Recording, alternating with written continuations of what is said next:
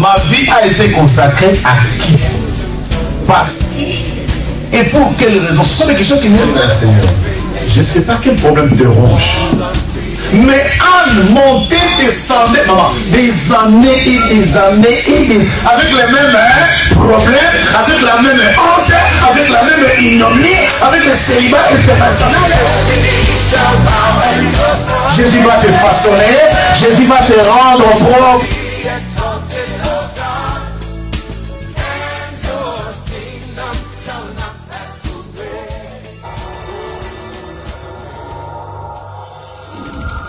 Dieu est bon, Dieu est bon, il est bon, Dieu est bon pour moi. Oh, Zami wa mote,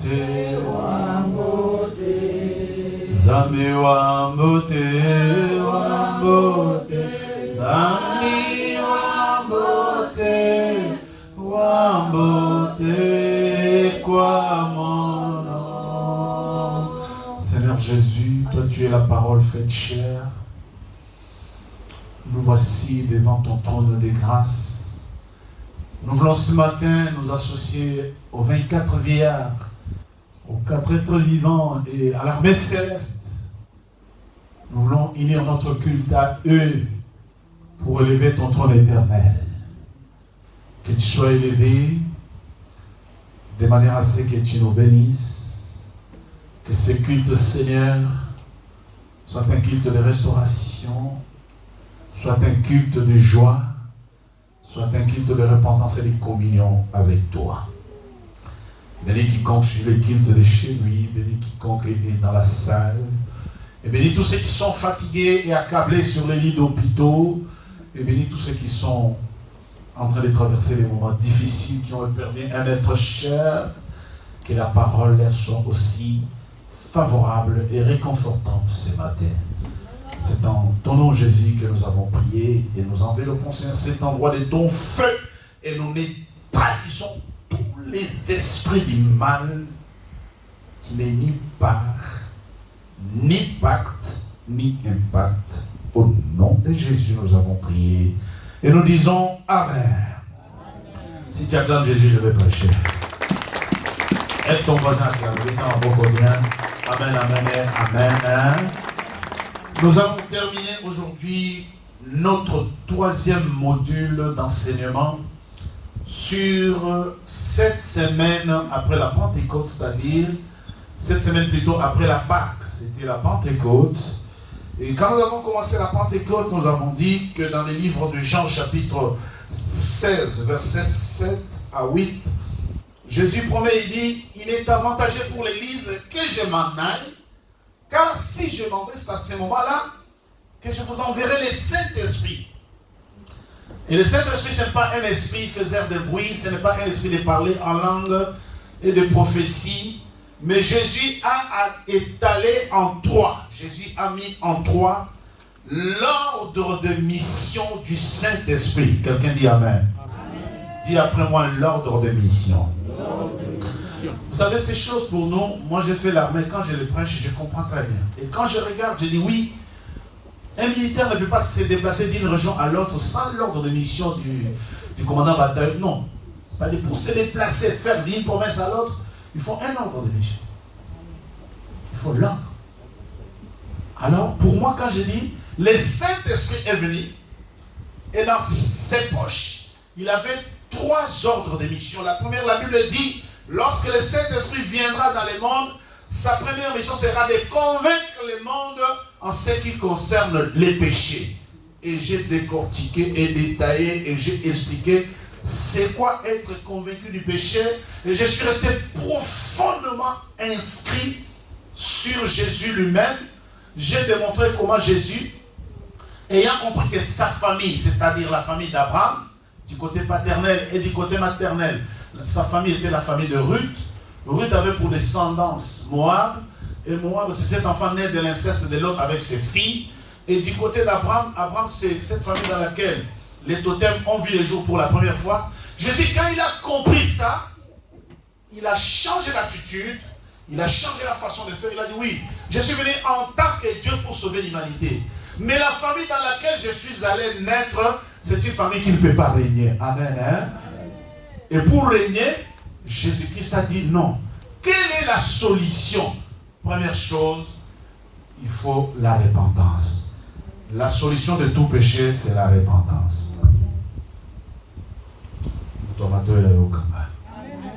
La solution de tout péché, la solution de toute iniquité, c'est la repentance. Vous êtes avec moi? Je préfère enseigner dans la douceur pour que ça entre en toi. Et Jésus est allé, il a pris le baptême de Jean-Baptiste, qui était donc le baptême de la repentance. Et quand il est arrivé devant Jean pour se faire baptiser, Jean lui a dit non! C'est moi qui ai besoin de se faire baptiser par toi. Et toi, Jésus lui a dit laisse tomber. Tu n'as rien compris. Pour moi, on doit faire ce qui est juste. Et la Bible dit quand Jésus est entré dans les eaux de baptême, au sortir des eaux de baptême, les cieux se sont ouverts et la voix de l'Éternel s'est fait entendre sur la vie de Jésus. C'est-à-dire, il y a des péchés, il y a des iniquités qui ont été faites dans nos familles, des générations lointaines, et ces péchés-là continuent à nous réclamer et à bloquer nos vies. Alléluia. Et j'ai démontré tout au long de mon enseignement que, suivez bien sur les réseaux sociaux, allez bien sur YouTube, j'ai démontré que 42 générations après Abraham, il y avait un péché qui bloquait les cieux de la famille d'Abraham. Et c'est ce péché-là que Jésus a dit non, l'idolâtrie, c'est-à-dire abandonner d'adorer les vrais dieux, aller adorer les faux dieux. Ça bloquait, ça fermait. Les cieux étaient fermés sur la famille d'Abraham. Et c'est la repentance de Jésus qui a ouvert les cieux sur la famille d'Abraham.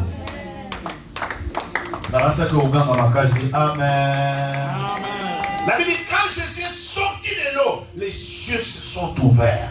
Donc de tous les temps là, 42 générations, revoyez bien le message, que ce soit le vendredi ou le dimanche, vous allez voir ce que je suis en train de dire. Ensuite, au deuxième module, la deuxième lettre de mission du Saint-Esprit, c'était, Jésus dit, quand le Saint-Esprit sera venu dans le monde, il convaincra le monde en ce qui concerne la justice. J'ai expliqué c'est quoi être convaincu en ce qui concerne la justice. J'ai dit c'est Dieu lui-même, c'est Dieu. C'est Dieu qui justifie nos vies. Aucun homme sur la terre, ni ton père, ni ta mère, ni ta femme, ni ton mari, ni tes enfants, personne ne peut justifier ta venue avec Dieu. Et Dieu justifie à partir de quel moment? Dieu te justifie à partir du moment de la repentance. J'ai montré, j'ai démontré, j'ai expliqué c'est quoi être convaincu. La Bible dit quand Dieu t'appelle, après ton appel, Dieu prend lui-même la responsabilité de te justifier.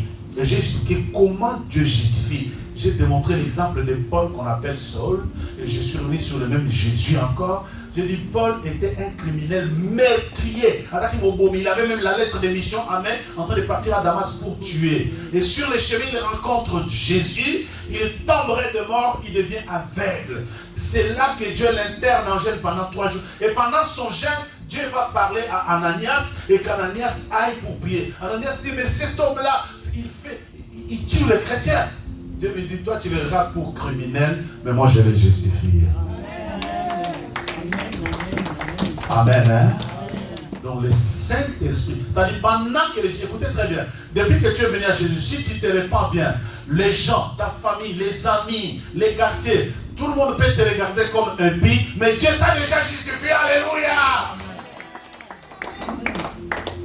Tout dépend de ton attitude. Ton attitude. Ton attitude. Et la troisième lettre de mission du Saint-Esprit, c'est ce que je vais essayer d'atterrir avec cet enseignement sur le Saint-Esprit aujourd'hui. Et ensuite, la vie de l'Église, notre vie avec Jésus-Christ va continuer.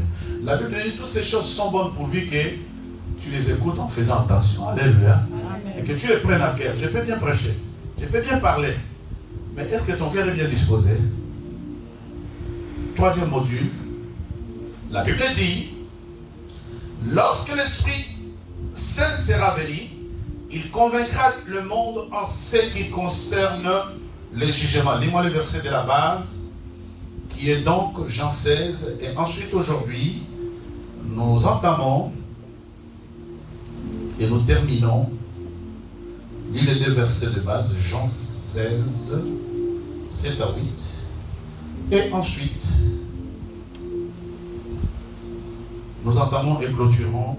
Le Saint-Esprit vous convaincra du jugement. Je vous en prie. Lectrice ou lecteur.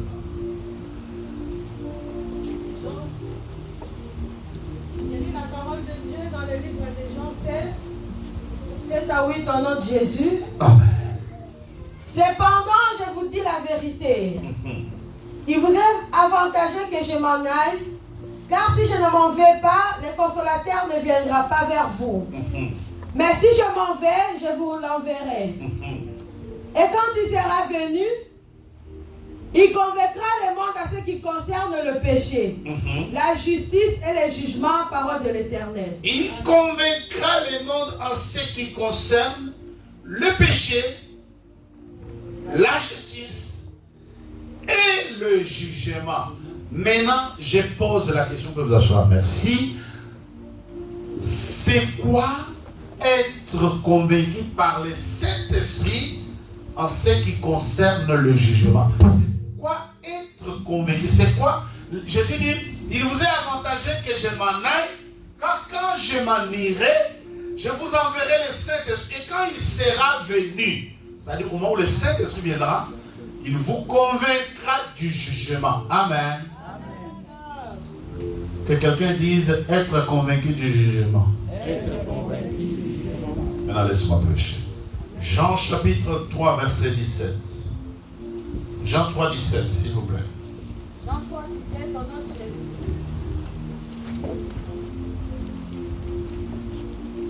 Jean 3, 17, je lis la parole de Dieu au verset 17 au nom de Jésus.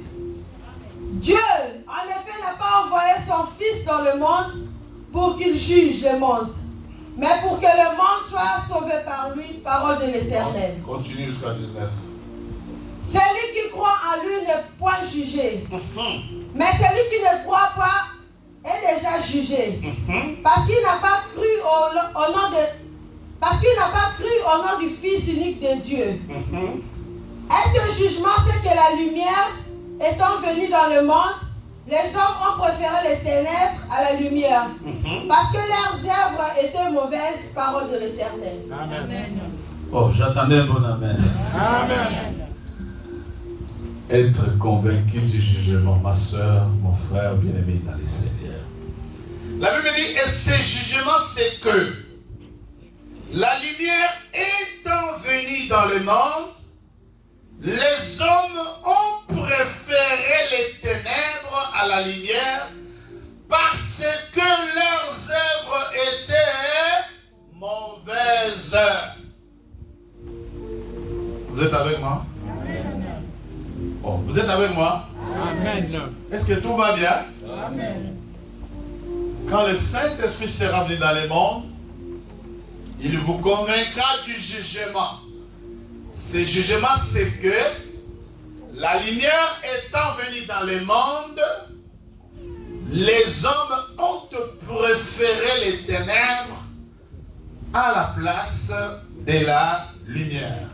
Retenez que ceux qui croient en la parole qui est Jésus ne sont pas jugés, mais ceux qui ne croient pas sont déjà jugés par la parole.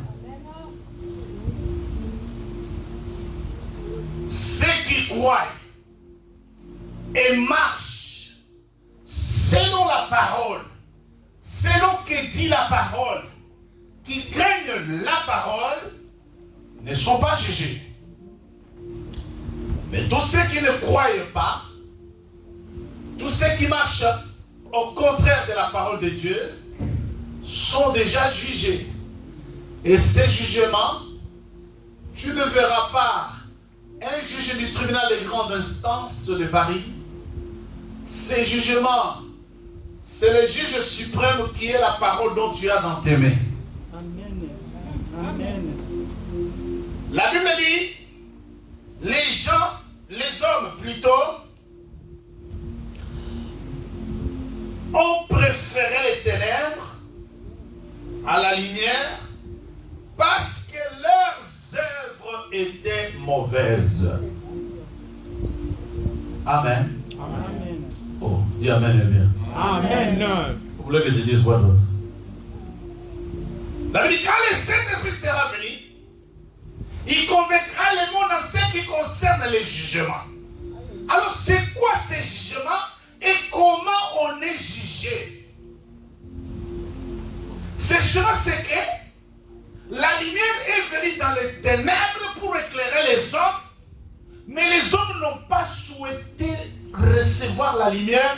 Les hommes ont rejeté la lumière et ils ont préféré les ténèbres.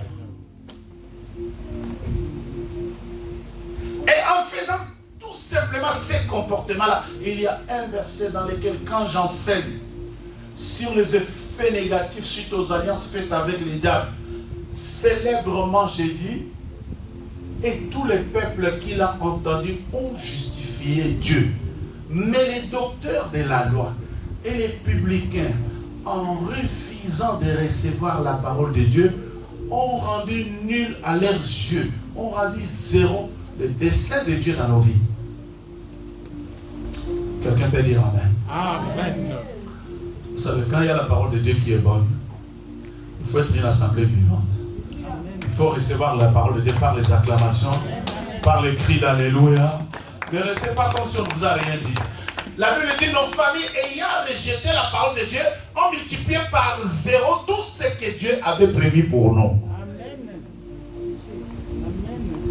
Dans nos familles, les gens ont préféré les œuvres des ténèbres. Les gens ont préféré les ténèbres. Pourquoi? Parce que tu te poses la question, mais quand le Saint-Esprit, pourquoi papa dit, le Saint-Esprit viendra, il convaincra les mondes en ce qui concerne les jugements. Les jugements, c'est que les gens, au lieu de croire à la parole de Dieu, ils ont rejeté la parole de Dieu, ils ont préféré les ténèbres. Et en faisant cela, ils ont multiplié le destin de Dieu par zéro dans nos vies. Alléluia. Amen. Notez que le jugement de Dieu n'est pas en dehors de tes portées. Il réside, le jugement de Dieu. Le jugement de Dieu n'est pas en dehors de toi. Le jugement de Dieu réside dans tes œuvres. J'entendais un bon amen. Amen. Le jugement de Dieu, ce n'est pas à côté de toi. Le jugement, tu ne verras pas un pasteur te juger. Tu ne verras pas tu verras que le jugement de Dieu réside dans tes œuvres de tous les jours. Alors notez que le jugement de Dieu, non seulement il réside dans mes œuvres de tous les jours, mais je vais poser la question en la répondant en même temps que comment s'exerce le jugement de Dieu? Mais le jugement de Dieu tient compte de l'environnement social, de l'environnement culturel, de l'environnement spirituel dans lequel tu es né. Tu es né dans quel milieu? Est-ce qu'on croit en Dieu ou on a déjà rejeté Dieu? Est-ce qu'on aime Dieu? Le mœurs de ta région? Comment les gens vivent dans ta famille? L'environnement, le jugement de Dieu, je dis bien, il tient compte de l'environnement social, culturel et spirituel. Quelqu'un est avec moi? Amen. Quelles sont les œuvres qu'on pratique dans ton environnement culturel? Quelles sont les œuvres qu'on fait dans l'environnement spirituel où tu es né? Parce que la Bible dit, le jugement de Dieu, c'est que la lumière est venue dans les ténèbres, mais les hommes ont préféré les ténèbres à la lumière. Vous êtes avec moi? Amen. Tu peux acclamer Jésus? Maintenant, commence à répondre à ta conscience. Comment on vit dans ton environnement social, dans ton milieu culturel, de la famille dont tu es né? Quelles sont les mœurs? Quels sont les dieux auxquels on croit là où tu es né? Comment vit-on? De quelle famille? De quels parents? De quel type de gens tu es né? Et comment vivent-ils? C'est là que réside le jugement de Dieu. Le jugement de Dieu, c'est dans les œuvres de tous les jours. Voilà pourquoi les hommes ont préféré les ténèbres à la lumière. Parce que ce qui se fait dans les ténèbres est mauvais. Tout ce qui se fait dans les ténèbres est très... Quelqu'un est avec moi? Dans les ténèbres, on tue sans vergogne. Dans les ténèbres, on fait des choses, on ne tient pas compte qu'il existe un Dieu. Je repose encore ma question. Quelles sont les pratiques? Quelles sont les pratiques? Bien-aimés dans le Seigneur, lisons pour expliciter ces messages encore un texte. Prenez avec moi le texte de Luc, chapitre 12, versets 16 à 21, s'il vous plaît. Luc 12, 16 à 21. Je lis la parole de Dieu dans le livre de Luc 12, 16 à 21, au nom de Jésus. Écoute ça très bien. Et il leur dit cette parabole. Jésus leur dit cette parabole. Les terres d'un homme riche avaient beaucoup rapporté. Et il raisonnait en lui-même, disant, que ferai-je? Car je n'ai pas de place pour serrer ma récolte. Voici, dit-il, ce que je ferai, j'abattrai mes greniers, j'en bâtirai de plus grands, j'y amasserai toute ma récolte et tous mes biens. Et je dirai à mon âme, tu as beaucoup de biens en réserve pour plusieurs années. Repose-toi, mange, bois et réjouis-toi. Mais Dieu lui dit, insensé, c'est que lui-même ton âme te sera redemandée. Est-ce que tu as préparé pour qui sera? Est-ce que tu as préparé pour qui cela sera-t-il? Il en est ainsi de celui qui amasse des trésors pour lui-même et qui n'est pas riche pour Dieu, parole de l'Éternel. Votre amen, c'est comme si vous n'avez pas compris. Amen. La Bible dit, Jésus dit à ses disciples encore une parabole, il dit, les terres d'un homme riche avait beaucoup apporté, beaucoup de sa récolte, il a beaucoup amassé. Et cet homme est assis, il a commencé à raisonner en lui-même, il dit, que ferai-je? Car je n'ai pas la place pour mettre ma récolte. Voici, il dit dans son cœur, j'abattrai mes greniers. Je bâtirai de plus grands greniers encore. Et là-dedans, j'amasserai toute ma récolte et tous mes biens. Et je dirai à mon âme, tu as beaucoup de biens en réserve pour plusieurs années. Mon âme, repose-toi, mange, bois et réjouis-toi. Dans la parabole, Dieu lui dit, insensé, cette nuit même, ton âme te sera redemandée. Et ce que tu as préparé, beaucoup de biens que tu as préparés, tous les projets que tu as faits, tout ce que tu as mis en place pour accomplir, pour qui cela sera-t-il? Il en est ainsi de celui qui amasse des trésors pour lui-même et qui n'est pas riche pour Dieu, c'est la parole du Seigneur. Amen. Acclame la parole du Seigneur. Bien-aimé dans le Seigneur, regardez un instant dans la parabole le jugement de cet homme. Je suis riche, j'ai beaucoup de biens, j'ai beaucoup de projets, je vais en faire davantage, j'ai beaucoup de choses à réaliser, j'ai acheté des voitures et des maisons, mais je vais en acheter encore davantage. Je crois que ma garde-robe n'est pas bien garnie, c'est l'été, je vais encore me faire plaisir parce que je vais me faire plaisir. Amen. Amen. Dites Amen et bien. Amen. Je suis quelque part en train de préparer un groupe de mariés. Je les prépare aux enseignements de mariage, comment vivre le mariage. Et j'arrive sur le volet défense, sur le volet finance. Mais là, dans la salle, il y a une fille qui dit, papa, moi, chaque téléphone, iPhone qui sort, pour 1000 €, j'en achète. Hein. Je lui dis, oui, tu es jeune. Pour l'instant, tu peux acheter des téléphones de 1000 €. Et son fiancé dit, mais papa, moi, je boude ça. Je dis, tu peux continuer à acheter. Mais demain, quand tu auras des responsabilités, ça ne sera plus pareil. Alléluia. Amen. Tu es seul. Il dit, mais papa, mais c'est mon argent, non, je dois me faire plaisir. Je dis, fais-toi plaisir aujourd'hui. Mais quand tu auras un premier jumeau, et puis un deuxième jumeau, tu verras que mettre 1000 € dans le téléphone, c'est beaucoup. J'ai pris pour cette discussion-là pratiquement toute la soirée parce que, vous savez, les jeunes d'aujourd'hui, elle était à 1000, mais il y a une autre qui a dit, mais papa, moi c'est 1200. Hein. Tous les iPhones déjà qui sortent, il dit, là c'est les 12, je crois. Les 12 étant, il dit, mais papa, moi c'est déjà, je me fais plaisir, non? J'ai dit, mais fais-toi plaisir aujourd'hui.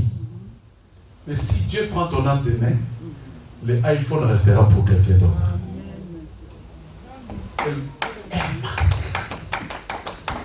Elle m'a regardé, il dit, tu es trop dur, ce pasteur. Il dit, tes enseignements sont tellement bons, mais là, tu es trop sévère avec moi. Vous savez, les enfants français parlent français, n'est-ce pas? Je dis, je ne suis pas sévère. Aujourd'hui, tu es seul et tu dis, c'est ton argent. Tu as la facilité de mettre 1200 € dans un téléphone.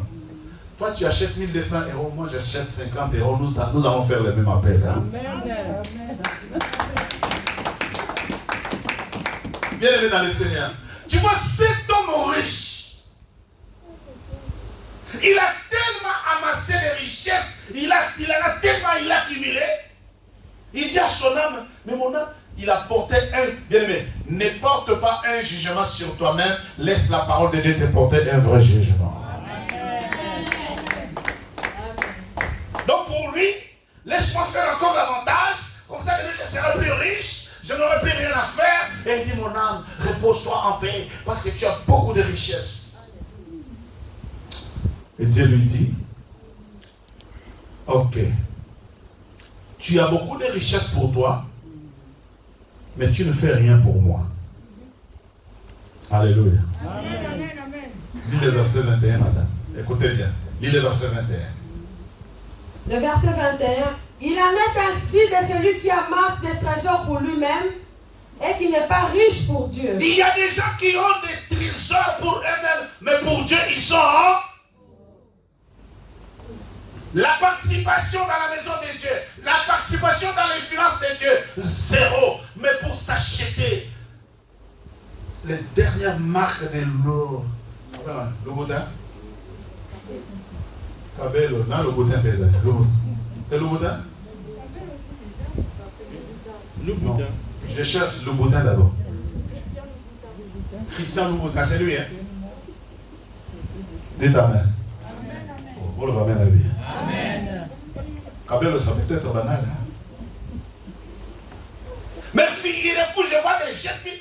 Il dit, papa, j'ai mis 1200 € cash. J'ai dit quoi? 1200 € dans un téléphone, sur quoi il en a? Eh oui. Dites Amen. Si ça, moi j'ai ma fille, elle est là. Elle est là, iPhone, même pas neuf dans l'eau, tout zéro. Elle est là. Dans l'eau, elle faisait des assiettes. Hein. Alors il y a des cas, elle sentait le téléphone dans l'eau, Ah, papa, mon téléphone. Elle a pleuré. J'ai pris mon deuxième téléphone, je lui ai donné. Et ça encore comme maintenant Samsung. Elle est là, iPhone, moi je lui ai donné Samsung. Alléluia. Elle me disait, ah, je n'aime pas les Samsung, mais il a fait 2 ans avec mon Samsung. Hein. Dites Amen. Oh, le Amen est bien. Amen. À quoi bon être riche pour toi-même et pauvre pour Dieu?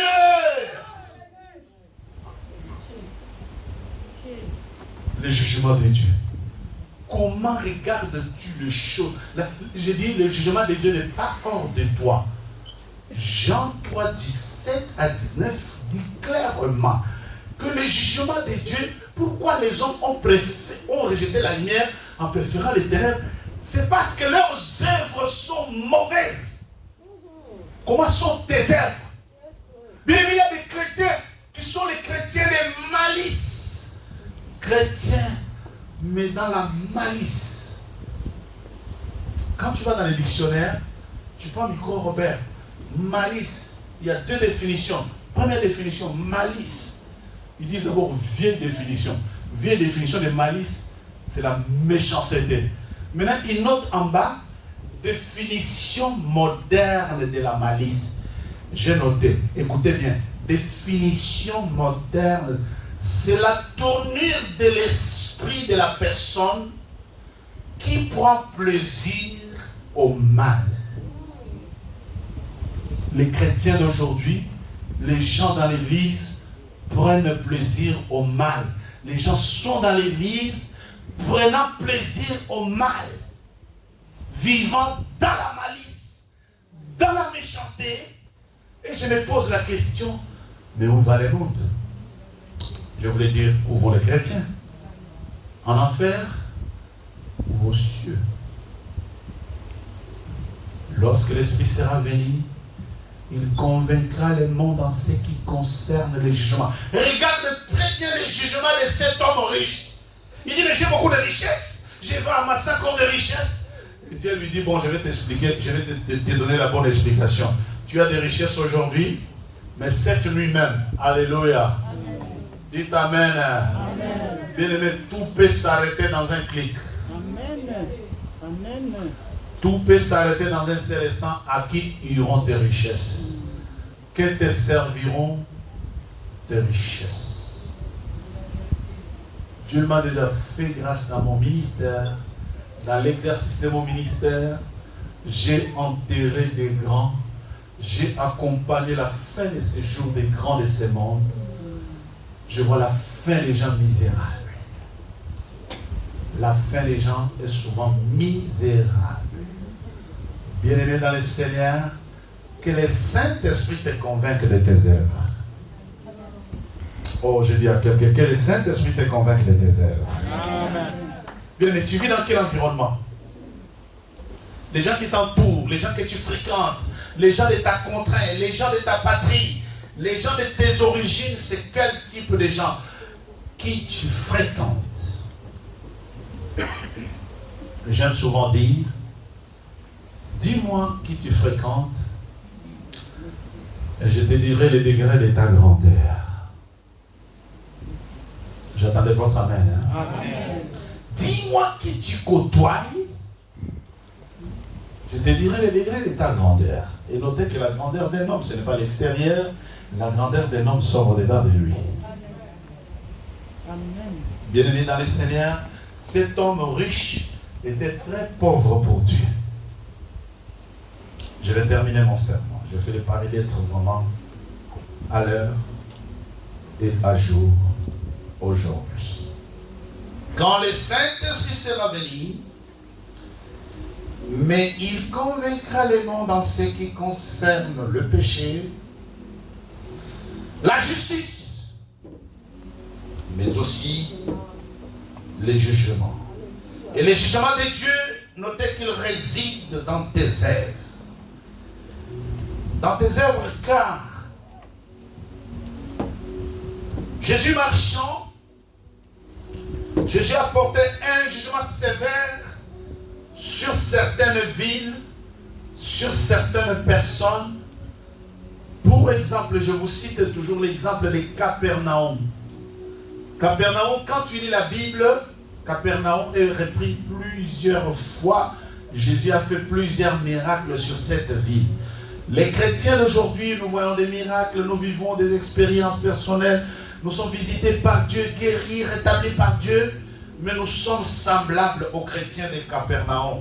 Lis les livres de Matthieu, je termine mon avant-dernier texte de ce matin. Matthieu 11, 20 à 24 dit quoi? Matthieu 11, 20 à 24. Je lis la parole de Dieu dans le livre de Matthieu 11, 20 à 24 au nom de Jésus. C'est pourquoi je vous l'ai dit au jour du jugement. C'est pourquoi je vous l'ai dit au jour du jugement. Tyr et Sidon seront traités moins rigoureusement que vous. Aha. Et toi, Capernaum, seras-tu élevé jusqu'au ciel? Seras-tu élevé jusqu'au ciel? Non. Non. Tu seras abaissé jusqu'au séjour de mort. Bien-aimés, chère Église, retenez que la ville de Capernaum n'existe plus sur le globe terrestre. Car c'est bon. La Bible dit au jour du jugement. Bien aimé, les œuvres, quand elles sont mauvaises, elles sont capables de faire disparaître une nation. Les œuvres de Dieu plutôt, les jugements de Dieu résident dans les jugements du quotidien. C'est-à-dire ce que tu fais au quotidien, dans tes œuvres de tous les jours, ce que tu pratiques, comment tu te... Jésus regarde Capernaum, Jésus regarde Sidon, Jésus regarde Bethsaïda, il dit malheur à toi Capernaum, malheur à toi Sidon, malheur à toi Chorazin, malheur à toi Bethsaïda.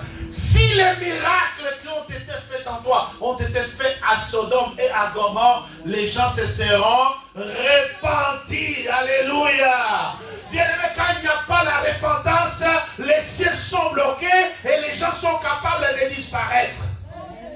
Je vais au plus simple et au plus facile. Je vais au plus simple et en français facile. Comprenez pourquoi il y a eu dans nos familles les gens qui ont régné de leur vivant. Ils ont régné mais dans les péchés.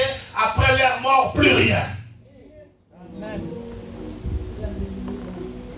Ils ont vécu dans l'opulence. Ils ont vécu avec des grandes richesses. Après leur mort, plus. Nous sommes arrivés, maman et moi, à Capernaum. Je vous ai dit que Capernaum, c'est devenu, tu peux sauter. J'ai trouvé à Capernaum comment dire, un temple, les synagogues dans laquelle il y a la carte de la RDC au sol. Les synagogues est réduit à rien. C'est construit en pierre dure, pierre ancienne dure. Mais cette ville-là est réduite à rien. Pourquoi? Ils ne se sont pas repentis. Alléluia. Ils ne se sont pas repentis. Alléluia. Amen. La repentance relève la tête. La repentance change de situation. Alors, manque de repentance signifie extermination et jugement sévère. La Bible dit, au jour du jugement. J'aime ce verset. C'est pourquoi je vous l'ai dit, au jour du jugement, Tyr et Sidon seront traités moins rigoureusement que vous. Et toi, Capernaum, seras-tu élevé jusqu'au ciel? Non, tu seras abaissé jusqu'au séjour des morts. Car si les miracles qui ont été faits au milieu de toi avaient été faits dans Sodome, elles subsisteraient encore aujourd'hui.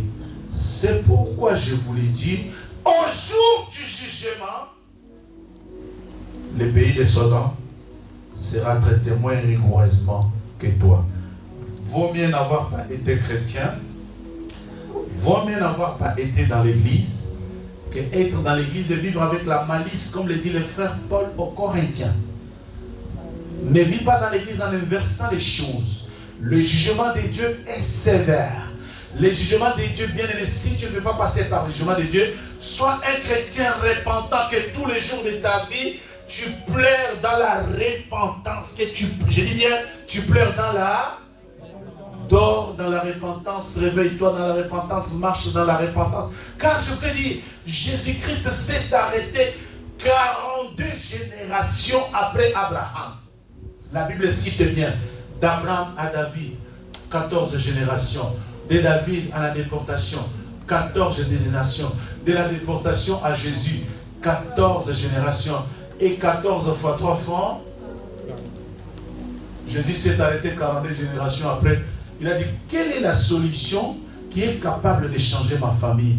Quelle est la solution du péché? Bien aimé, si Jésus, tu vois, l'histoire avec Jésus c'est écrit dans la Bible. Mais toi et moi, l'histoire est écrite nulle part. Nous vivons des choses qui n'ont pas de repères, on n'a pas de référence. Alléluia. Amen. Oh, que quelqu'un dise Amen. Nous avons subi des situations, nous sommes issus des gens, bien aimés, qui étaient des pécheurs, qui étaient des gens mauvais. La solution, c'est la repentance. Capernaum, je suis arrivé, ce n'est pas que je vous raconte, je suis arrivé, j'ai vu seulement l'église catholique romaine qui a essayé de construire quelque chose de neuf à côté, une espèce de temple de recueil où les gens viennent, ils entrent là. Jésus est passé ici à Capernaum, il a fait des miracles. Et quand on sort de Capernaum, on vous montre, regarde la maison de Pierre. La maison de Pierre, c'est comme mon doigt là. C'est devenu petit comme ça, comme c'est des maisons de pécheurs. Tu peux sauter, tu sautes la ville. Mais une ville dans laquelle il s'est produit beaucoup de miracles. Donc cette parole-là, Jésus dit, est-ce que toi, Capernaum, tu persisteras? Il dit non. Capernaum n'existe pas parce qu'ils ne se sont pas repentis. Les gens ont tellement... Va dans nos villages. Dites amen, hein? Moi j'ai demandé, mon grand-père maternel était très puissant. Est-ce qu'il a laissé quand même quelque chose? On me dit, on ne sait même pas, on ne sait pas ses repères. Mais un homme puissant, mais moi je dis, mais le président du tiers-monde, alléluia.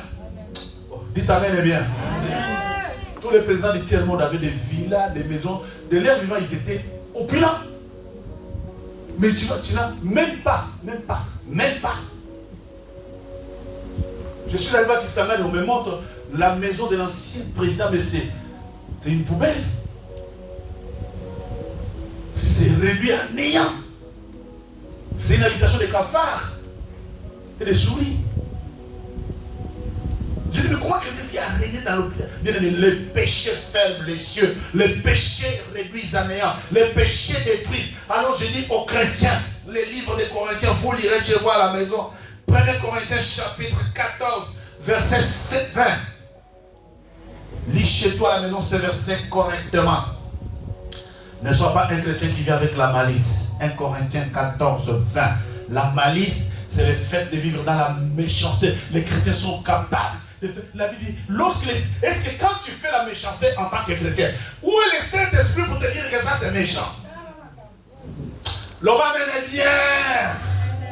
Quand tu as la haine de ton prochain là, où est le Saint-Esprit pour te dire que la haine est mauvaise?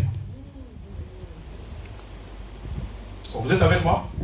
Est-ce que quelqu'un me suit? Bien aimé, vous qui nous suivez chez vous, répondez-moi à cette question. Si tu as les saints, moi je me pose la question, tu as les saints d'esprit? Vraiment les saints d'esprit?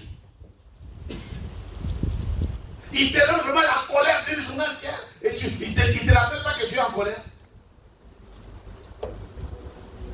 Quels sont les fruits du Saint-Esprit?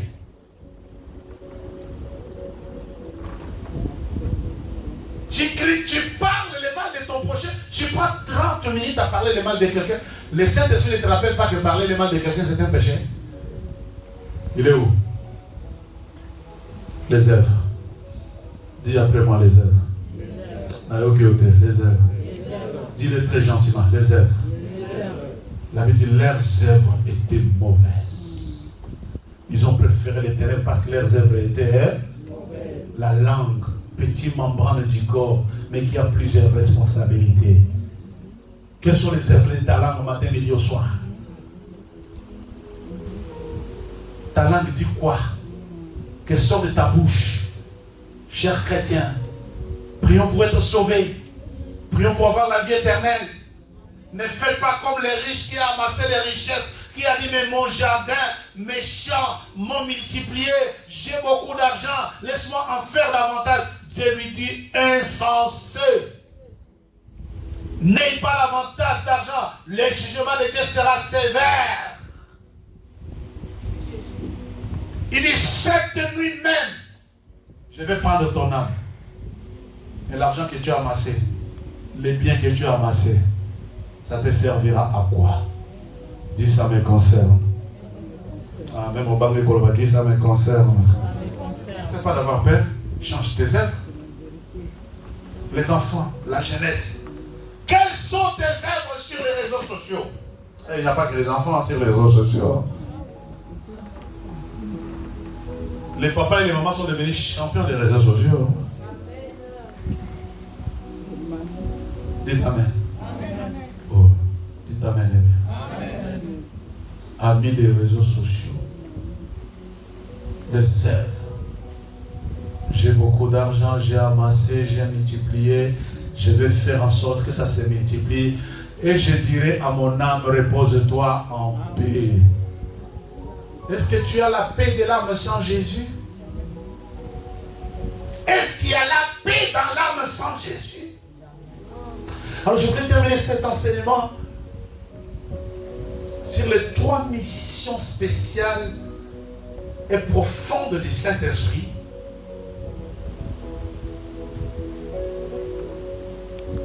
en disant à quelqu'un ceci.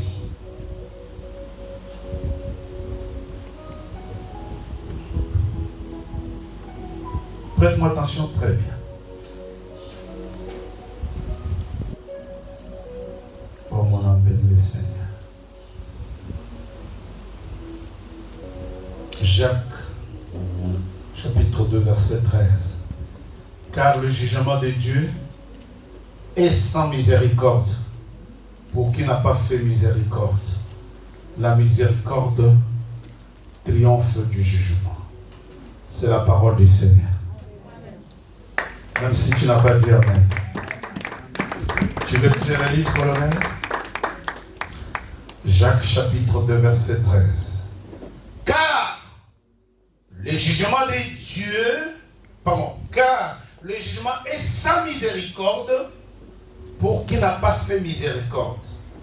La miséricorde triomphe du jugement, c'est la parole du Seigneur. Si tu es miséricordieux, Dieu sera miséricordieux avec toi. Si tu as la compassion des autres, Dieu aura compassion de toi. Si toi tu t'assois du matin au soir en multipliant des œuvres mauvaises, le jugement de Dieu sera sans miséricorde pour toi. Que quelqu'un dise ça me concerne. Que quelqu'un dise le Saint-Esprit me parle. Si tu es sans miséricorde, si tu traites les gens mal, si tu es méchant, le jugement de Dieu sera sans miséricorde pour toi. Mais si tu exerces la miséricorde, Dieu sera miséricordieux avec toi. Que le Seigneur bénisse sa parole.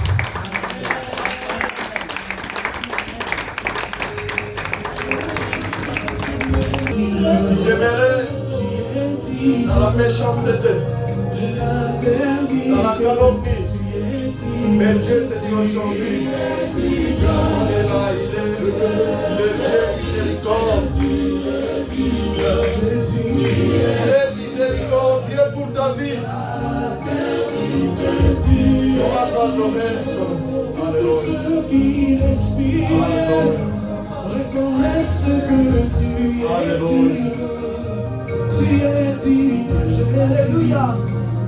La terre unie. Que le Saint-Esprit nous convainque. Tu es digne. Que le Saint-Esprit puisse nous convaincre de ce qui est la justice, de ce qui est le jugement. Tu es digne. Nous appelons le Saint-Esprit de Dieu. Dieu te parle. Le Saint d'Israël, il te parle. C'est lui seul le plan de travail. C'est lui seul le plan de travail au-dedans de toi. Il ne parle pas. Il est digne. Tu es digne. Il est digne. Jésus a interdit de dire digne.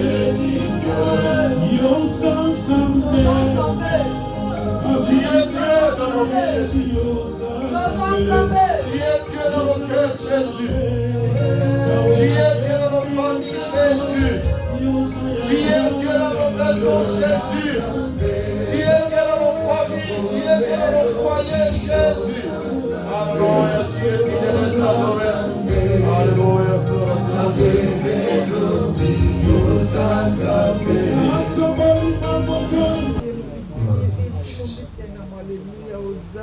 Merci Seigneur Jésus-Christ. Merci.